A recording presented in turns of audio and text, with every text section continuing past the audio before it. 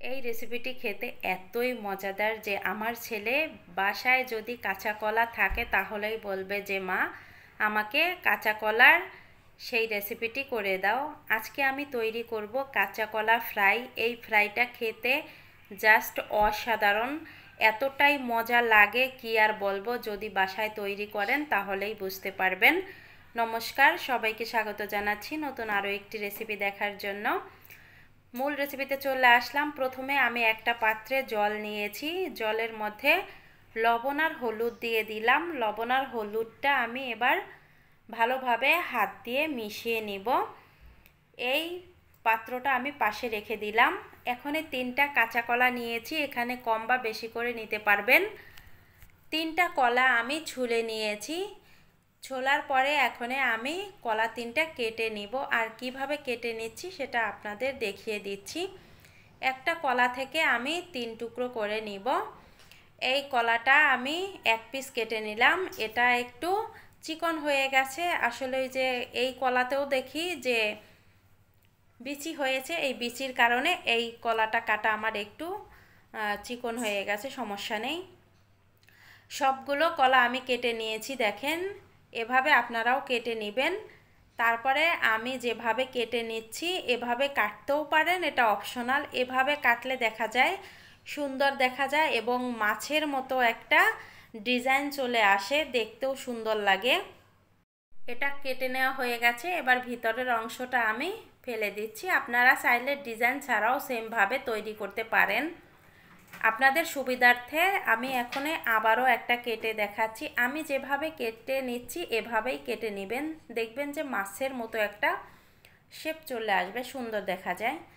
এই দেখেন, আর এটাও আমি কেটে নিয়েছি। এভাবে সবগুলোই আমি কেটে নিয়েছি। দেখেন এখন এই কলাগুলো আমি যে জলটা আগে থেকে রেডি করে রেখেছিলাম এই জলের মধ্যে দিয়ে দিলাম।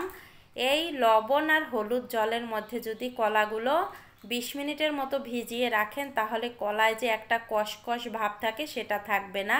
আমি 20 মিনিট ভিজিয়ে রাখবো। 20 মিনিট পরে আমি চলে আসলাম। প্রথমে আমি একটা মশলা তৈরি করে নিব।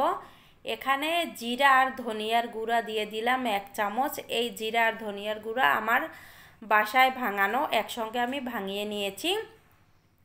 তারপরে 2 চামচ কর্নফ্লাওয়ার দিয়ে দিলাম। কর্নফ্লাওয়ার দেওয়ার কারণে এই ফ্রাইটা কিন্তু মচমচে করবে। তারপরে আদা বাটা রসুন বাটা দিয়ে এবার 1 টুকরো নিয়েছি লেবু, লেবুর রসটাও আমি চেপে এর মধ্যে দিয়ে দিব। লেবুর রসটা দেওয়া হয়ে গেছে, এখন আমি দিয়ে দিলাম হলুদ গুঁড়া।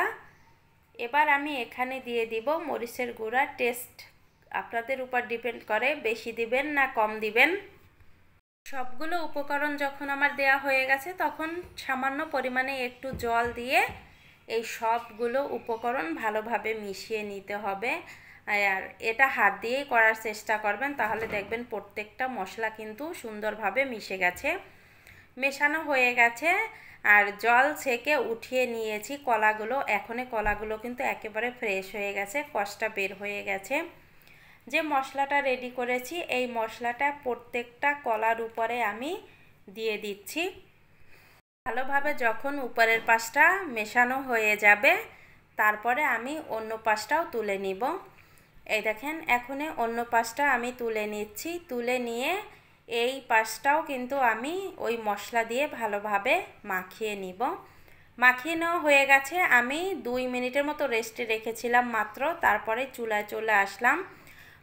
প্যানে আমি আগে থেকে তেলটা গরম করে নিয়েছি। তারপরে এক এক করে আমি 4 পিস দিয়ে দিলাম এখানে। আর এই তেলটা কিন্তু হাই হিটে গরম করে নেবেন না, মিডিয়াম হিটে গরম করে মিডিয়াম হিটে ভাজি করে নেবেন। তাহলে কলাটা কিন্তু ভিতর থেকে খুব সুন্দরভাবে সেদ্ধ হয়ে যাবে প্লাস ভাজি হয়ে যাবে। আর যদি হাই হিটে জাল করেন তাহলে কিন্তু উপর দিয়ে পুড়ে যাবে, ভিতর দিয়ে কাঁচা থাকবে। আমি 4 থেকে 5 মিনিটের মতো ভাজি করে নিয়েছি। এখন এই যে আমি তুলে নিচ্ছি, দেখেন কালারটা কত সুন্দর এসেছে। এভাবে সবগুলোই আমি ভাজি করে নিব। এই তো সবগুলো ভাজি হয়ে গেছে। বাসায় একবার হলেও ট্রাই করে দেখবেন, সকলেই খুব পছন্দ করবে। আজকের ভিডিওটা এখানে এন্ড করলাম। সবাই ভালো থাকবেন।